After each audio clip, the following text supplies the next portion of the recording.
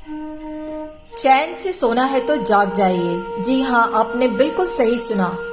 Bharat diabetes capital के बाद अब दूसरा सबसे अधिक नींद से वंचित देश बनने जा रहा है।